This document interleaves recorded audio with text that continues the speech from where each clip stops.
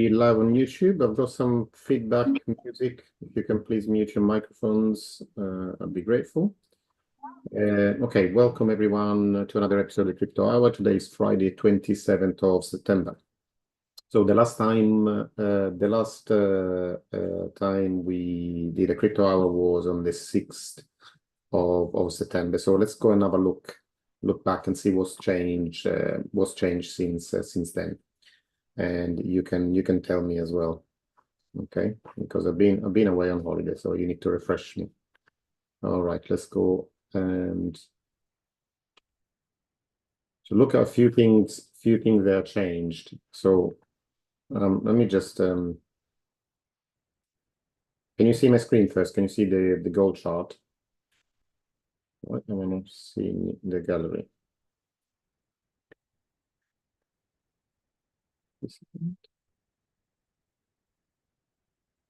Sorry, just a second. Let me just stop sharing and start again. Couldn't see anything.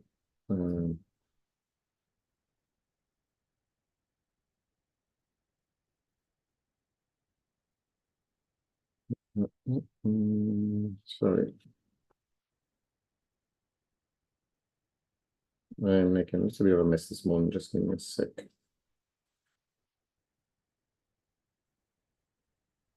For some reason, I can't see you guys.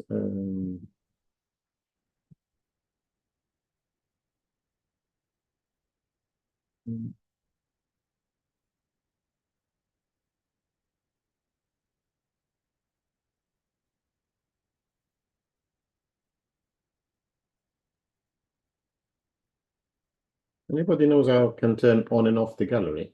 Oh, there we are. Found it. Found it finally. Okay.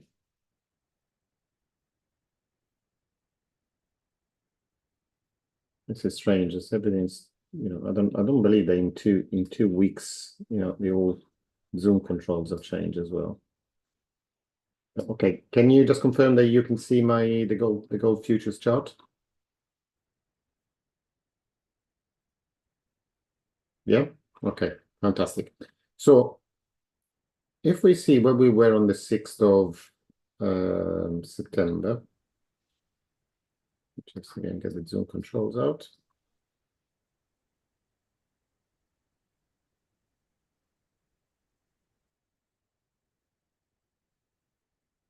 Okay, so this is where we were in September. So, beginning of September, we have since then had kind of like almost like 7% climb of the price of gold. The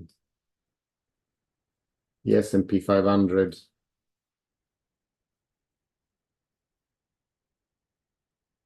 Where are we? Sorry.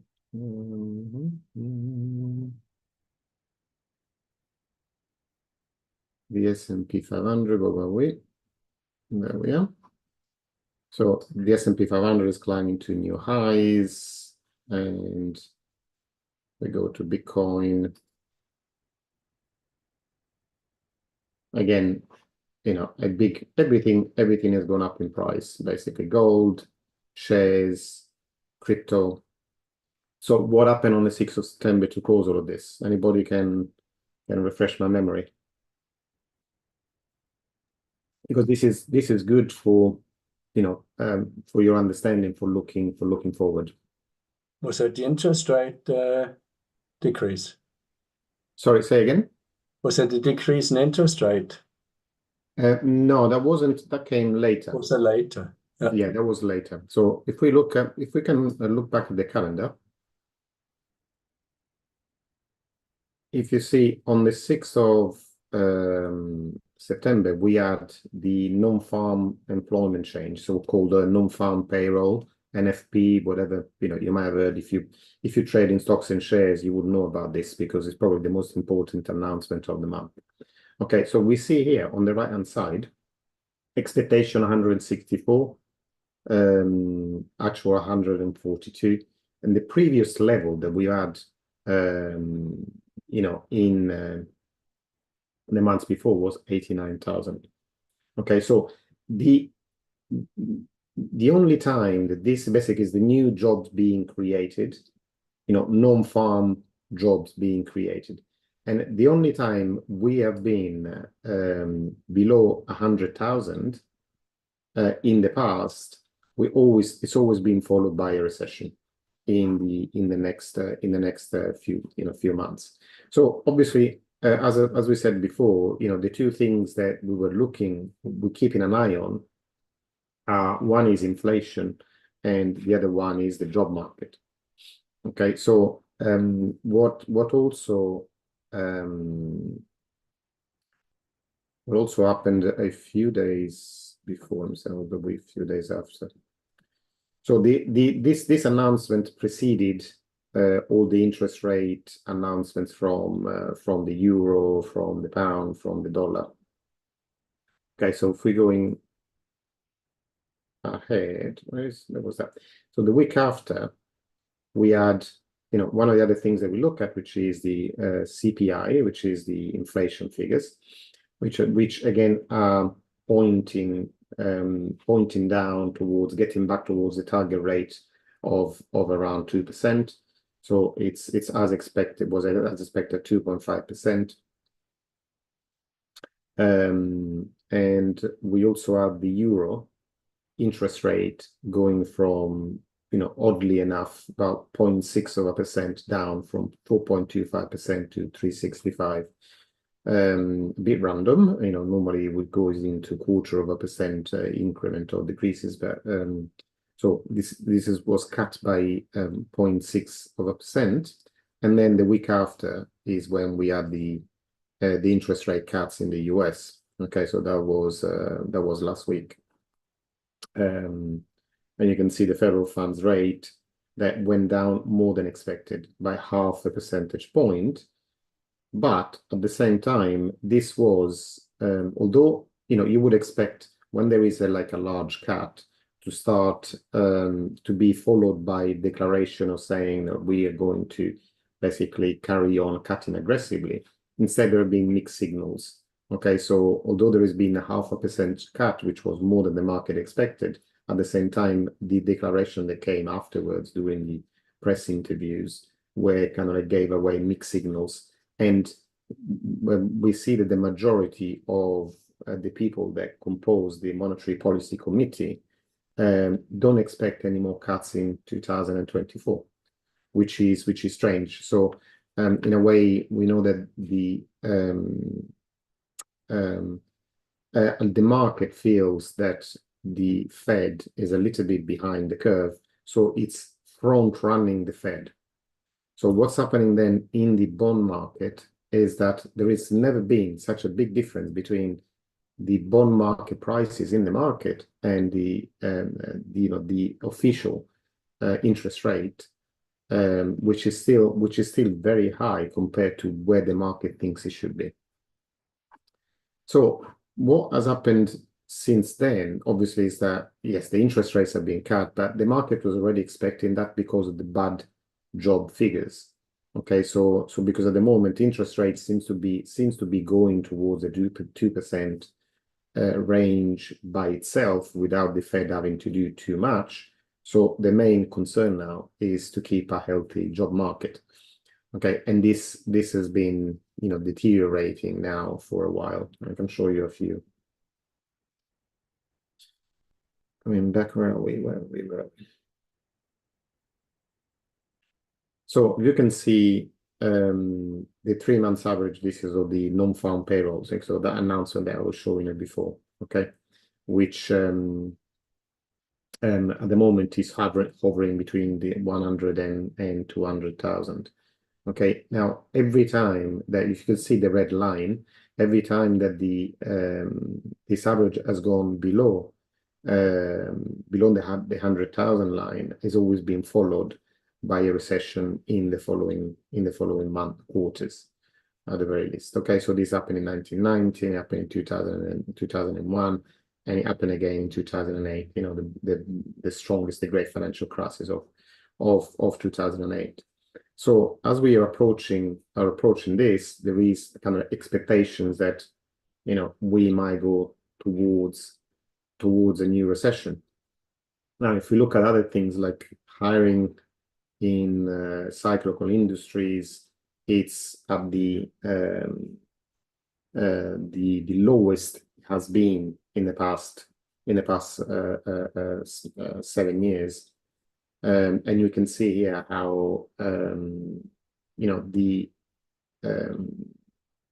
we are hitting like weak spots for all the major job indicators. This is showing, for example, job indicators in the construction industry. Okay, this orange line is inverted. Okay, so when it goes up, it means that there are less jobs. Okay, where the blue line is instead the unemployment rate. So obviously, when that is going up, it means that there are less people in employment. So lots of these things, but I don't want to spend too much time on this. But the one thing that is different from previous recessions is that at the moment the US is pretty much still in full employment almost. There's a very small percentage of permanent job losers, so people that lose their job and go on the dole and go and look for another job. If we see the difference between the 2000 and the 2008 periods, that happened a lot faster, and it's not quite happening right now. So whether how quickly or if we're going to get a technical recession or not is slightly different this time from the previous occasions, but there is no disputing the facts that we are seeing deteriorating figures all along. And kind of like if we look at what the market is pricing in, so the probability of a recession in 12 months at the moment stands at about 34%. So this is what the markets are pricing in. So there is 1/3 of the market is thinking that there's going to be a recession. Now, where's the difference, or where the opportunity for us as investors is? Okay, is our position, do we think that this is more or less likely? Because if you were kind of like if you thought that there was like 50%, 60, 70% possibility of a recession, then it means it's still a good time now to buy recession-proof assets like bonds, for example. If you think that no, actually the recession is not going to happen and everything is hunky-dory and will power on, then it would be wise then to buy more shares, buy more stocks. So because the market is a little bit scared at the moment. So although the market is hitting new highs, if you thought that a recession wouldn't happen, then you would still be investing in the market because the relationship between price and earnings is actually better now than it was at the beginning of the year. So there's still an opportunity to buy if you believe that there is not going to be a recession. Now, if we start having a look at smart money, we can see as soon as that job announcement came, gold started pushing higher. Okay, so we can see here on the 6th, and this is a big move for gold. Okay, because this is kind of uncharted territory. It's hitting all-time highs. It hovered around the 2,400, 2,500 range for a while, and then now it's moved almost like from 2005 to 2007. So big jump in gold. So if you think about it, where is the money going? Where is the smart money going? Is it going into shares? Is it going into gold? Is it going into crypto? So which one is, if you say between these three, which one would you say is doing best? I'm just talking about this, past few weeks from the 6th till now. And I'm not asking you to go and measure how much has crypto grown, how much of the stock market grown, and so on. It's not like a mathematical question. What would you say? Anybody want to try? Is it shares? This is shares, so that's a possibility. Obviously, it's one of the three. So you got 30% chance of being right. Anybody else?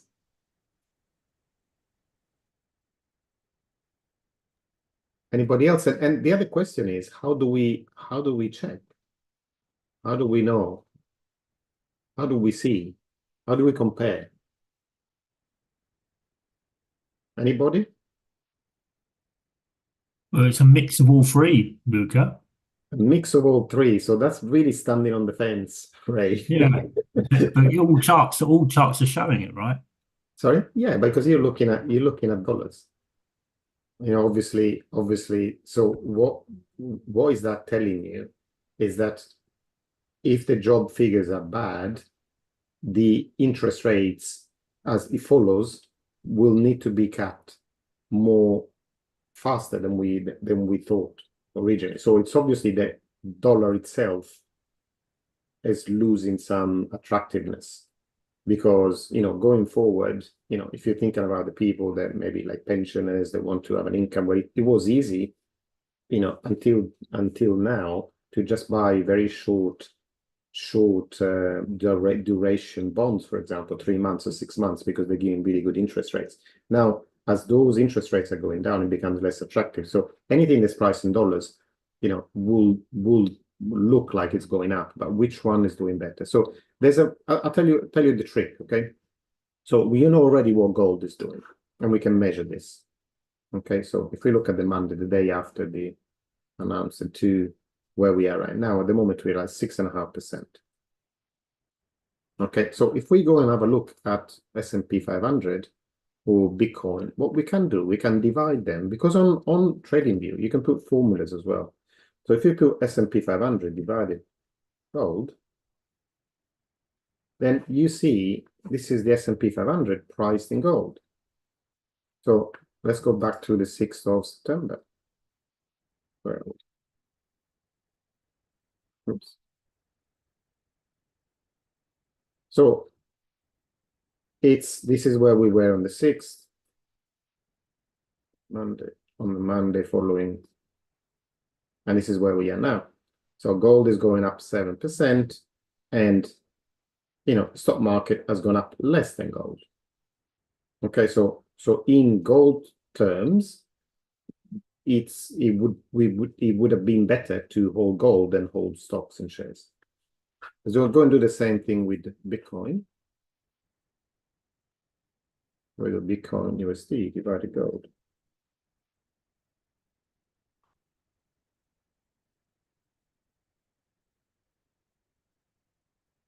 So this is slightly different because obviously Bitcoin is open at the weekend as well.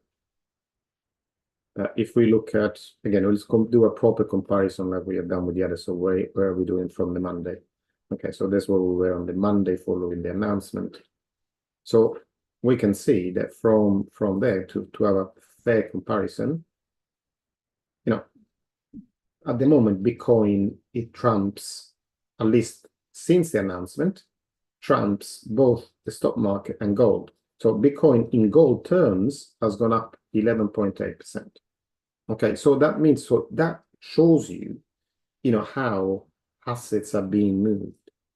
Okay, so now that tells you that yes, gold prices are going up because that's in relationship to whatever inflation is doing, whatever the job market is doing, and the interest rates. Okay, but then in comparison with that, when we see that, we can see the assets, they are moving faster or slower, because it's not necessarily the thinking, okay, interest rates are going down, I'll just buy gold and everything will be all right. Because if we go back and look at history, you know, gold, as I say, the biggest problem with gold is that it doesn't pay any interest rates. And if we go back here, this chart, I mean, I know it goes down a lot, it goes back a lot. But if we go back, let's say to 2000, and I'm not quite sure how far the SPX figures we can get. Oops, sorry. So let me just go back to, how far can we go back to?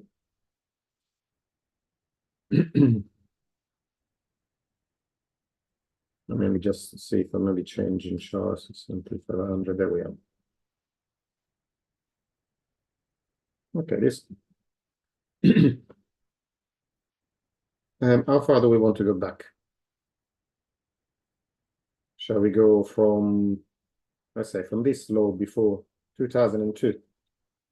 2002 to today. So 2002, the stock market was at 700, and now is at 5,008. So what is that? Who's good at maths? Okay, so 800, let's call it 800. Okay, so that's 7 times 8, 56. So roughly going up 7 times since 2002. Okay, and we look at gold. Where we are 2002, we were at $300. Okay, so $300 to 2007 has gone up 9 times. So there isn't that much of a difference between gold. Well, if you're looking at it at long term, that depends on any period of time. Obviously, you know, if depends on where you compare it from. So we've gone back all the way to 2002. Okay, so the growth of both gold and shares has been similar. But if we go back instead at the last financial crisis, and you can see obviously when there was the crisis in 2008, gold prices went up steeply from 700 to 2009. But look how long it took then from 2011 to actually then make a new high. It took like 9 years. So would this have been a good investment during this time? Definitely not, because if you can see then, what happened at the same period, after, if you kind of discount this, all the moves from the financial crisis, or going back down and back up again, but from this similar period, 2011, to 2020, the stock market pretty much trebled while gold did nothing. Okay, but it is good to compare it in a way, because if we divide everything by gold, then we look at the real movement, discounting inflation and cash and the cost, the value of money from the relationship. Okay, so looking at these figures like Bitcoin against gold, like we see at the moment, we're still far away from the levels that we had in 2021. So at the moment, we've had that big move when the ETFs were launched, because that's like new blood basically coming into crypto. And we went close to that level in March. Now, though, in gold terms, it's, we've gone down quite a lot from 34 to 22. So it's lost pretty much like 1/3 of the value of crypto compared to gold. And it's just now started to pick back up. And why is it picking it up? So going back and looking left, this is, if you were looking from a trading point of view, this is the most attractive place to go and buy Bitcoin with gold, because the last time we were here, there was a sharp increase in the value of Bitcoin. So this is why you see then that prices, when go down and down and down, Bitcoin in gold terms, until we get to this point, and then there's a push back up. And again, there's a second kiss here. We're going back down. If I move that, move that away. You can see there's a second touch on the 6th of September, and then we move back up. So at this level, so what this is telling you, I'm not telling you, use that to trade or anything, but I'm just showing you what the market. Why is that moved? What is the market considering good value? Okay, so at that point, the market is telling you we're happy to buy. Okay, so if now there is a shift between, in the markets between gold and crypto, where is that, how far are we from, continuing this appreciation of crypto against gold? It got to its maximum in October, November 2021. So even just now, at the moment we're at 25. The previous value and the previous high was 38. So this is kind of show you when we have like projections, what can we expect? What's the next when we hit a new all-time high in terms of gold, what will that mean in dollar terms? So 25 to 38 is pretty much another 50% increase from now. So we are 65 now. Add 50% to that, 30. We are around the $100,000 mark. So what I would expect, from here, as this relationship, and I believe that this relationship will, as the crypto moves into kind of the bull cycle, will again hit a new high. Very probable. Nothing is guaranteed, but it's very probable. So it is, and at the same time, so from the 6th of September, which is down here, I'll just move it again, okay? So to show you, from here to now, gold has grown quite a lot. It's grown 7%, okay? And Bitcoin has grown 11% more than gold. So in total, is Bitcoin has grown up a lot more than gold. And if this continue, I expect it to then hit a pause at the very least when we get to these levels here, which is like the all-time high in terms of gold, which are going to be, at the moment, would be something like 97, 98,000 per Bitcoin. But obviously, it might take a while. It might take another couple of months to get there. And in that time, gold might go up again. So what is, at the moment, 97, 98%, at the time when we reach it, might be 100, 101, 102. So it's like this psychological level as well, 100,000 psychological level that could indicate where we, there is, obviously will take a big growth from here to, what's up? What's going on?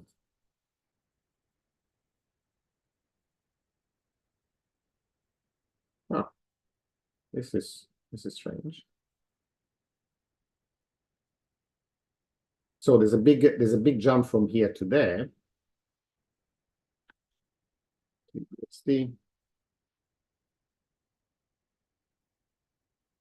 But I would expect that when we retest these highs, I would expect it to be like a little bit of a pushback before then we move to the next the next leg.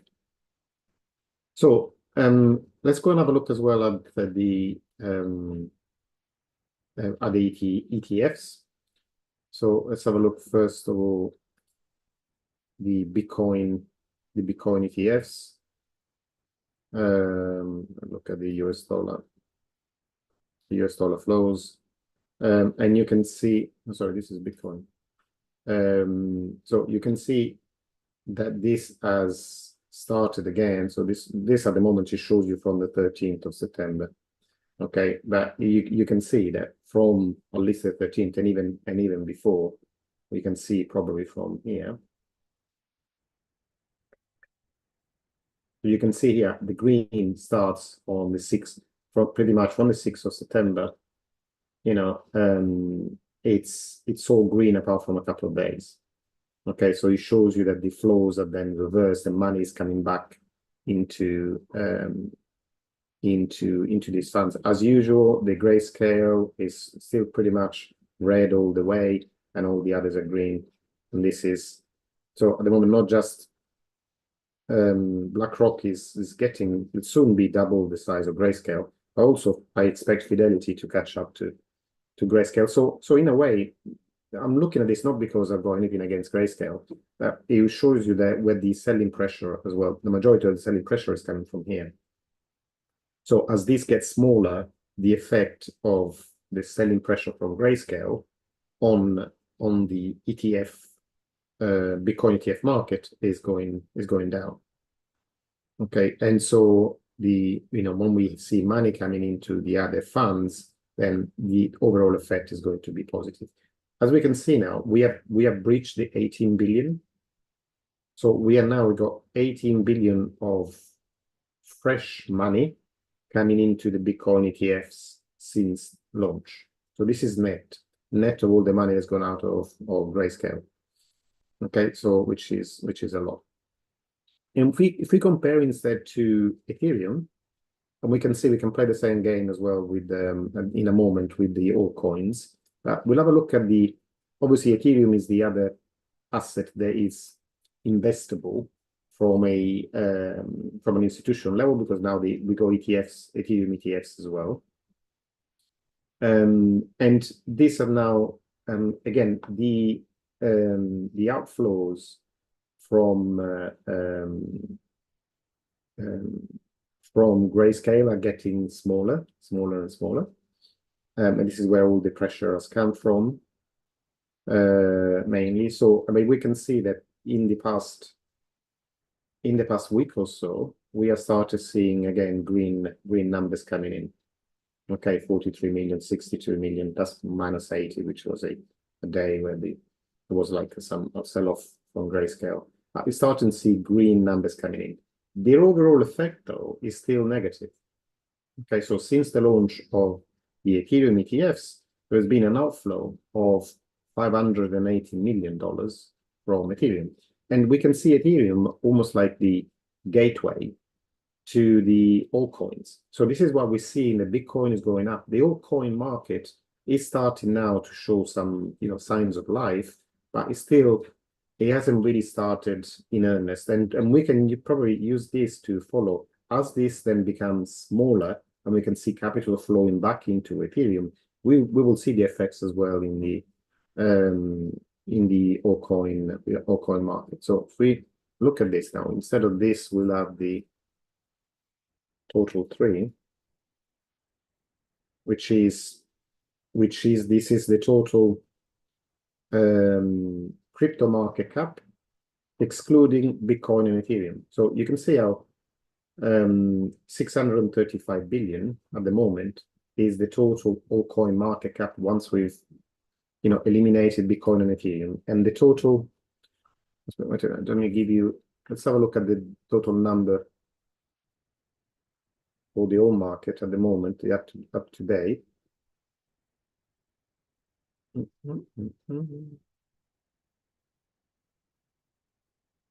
the moment, we're standing at 2.25 trillion. Okay, so the altcoin market at the moment is 1/4, pretty much, of the total crypto market cap. Okay, so let's go back to the altcoins, total 3. And let's play the same game. So we are at this level. Let's have a look at how it has done against gold.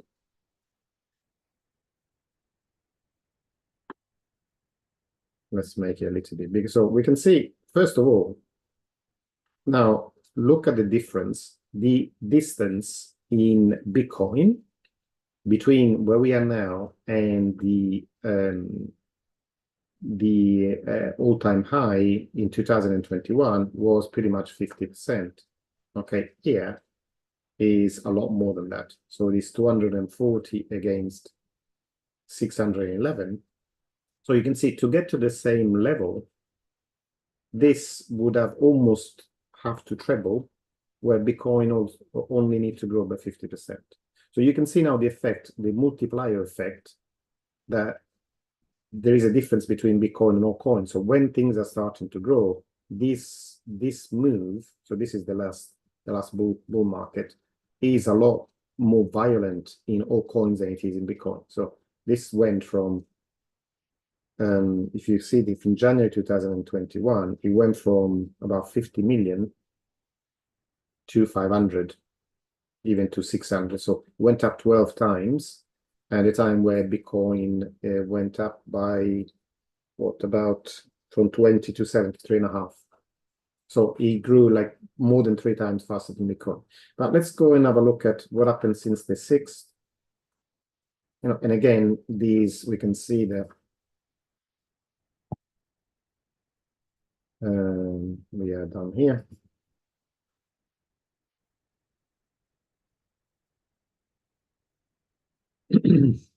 And where are we from the Monday?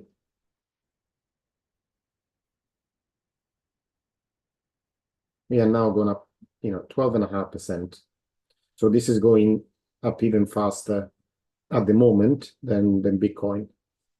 So at the moment it's almost like the same. It's just a little bit faster than Bitcoin, but pretty much the same pace.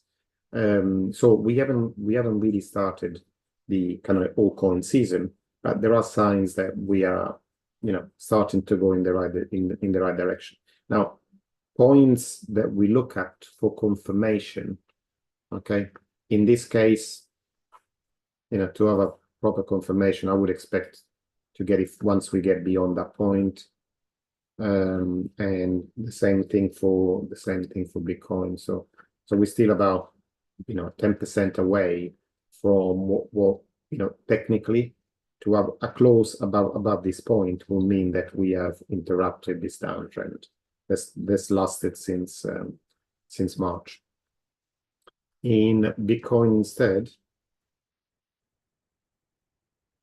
so if we do that again, divide gold. In terms of Bitcoin, it's a little bit, is even a little bit further away, the confirmation, because this is the point where we'll need to close beyond to confirm that this. So it's the last high before the the lowest point that the price has reached, which is down here. Actually, it's not in September. Okay, so it's not this that we need to watch, but it's this one. So we still is almost like 15-20% away. So to confirm that we've broken the downtrend against gold, Bitcoin will need to print a new all-time high, because 20% up from now would mean there would be above 75,000. So we would be hitting an all-time high. But these are the figures. So the way the reason why before going on holiday, I told you already that this around the 54,000 would have been a good point to buy, is because of this, basically, not because of just looking at Bitcoin, but because of looking at the relationship between Bitcoin and gold, and see not just the big increase in price here, but how capitals move from gold to Bitcoin during that time. Okay, so I think I managed to keep myself to 40 minutes. So let's let me stop sharing and see. So we got 5 minutes. Do we have some questions? Eric, go ahead. Yeah, isn't it wise to not just invest in Bitcoins, but also in some other coins? Of what you just said. With the move, Bitcoin might do a big jump when it doubles, but the other ones might be tripling or quadrupling. Yeah. So that's the whole point of, and this is what what I've done in my, the crypto carbon copy crypto builder. I've done exactly that, because it's first of all, you need to make an assumption. So what do you think is going to happen going forward? And whatever your investment outlook is, let's say that you're looking to invest in crypto now for the next 12 months. What do you think is going to happen in those 12 months?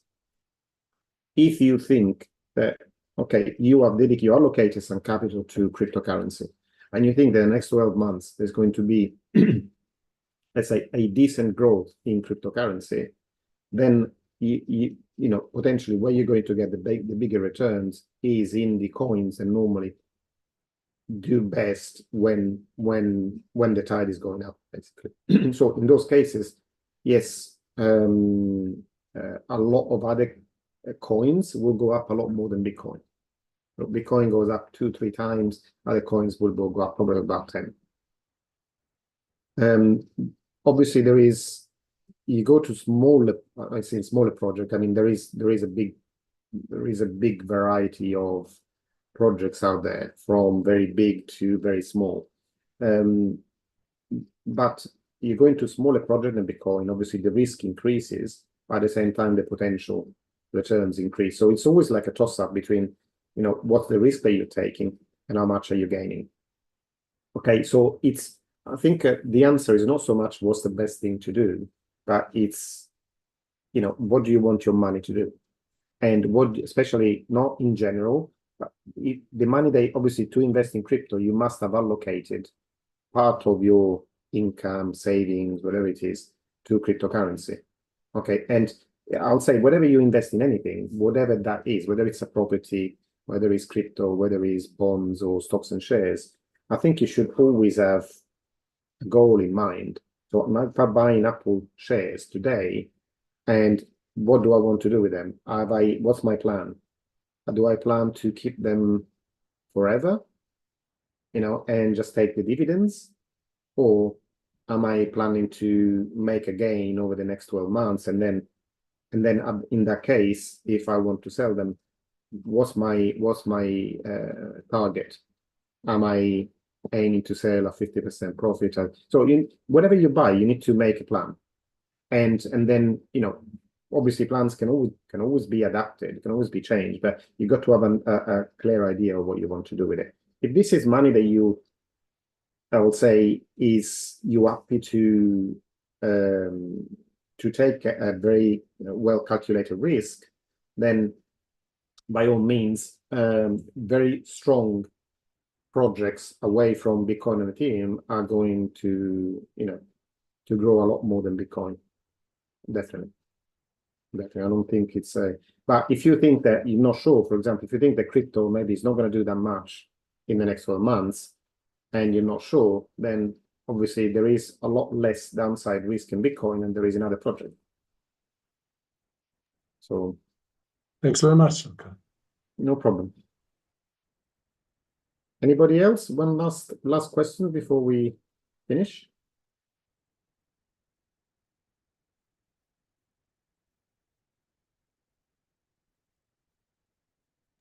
No? Okay. Fine. If we don't have any questions, then I will adjourn then this session now. I remind you that in 15 minutes we have the AAW session for those of you that are part of AAW. So I will see you in the AAW Zoom room in 15 minutes. Okay. Thanks very much. No problem. For those of you that are not, I will wish you a great weekend and enjoy. If you're in the UK, enjoy the rain for today. Maybe we're gonna get some sunshine tomorrow. So yeah, just take it while you can. Whenever there's a rain, just get out there. Okay. Thank you. Have a great weekend. Bye everyone. Bye bye.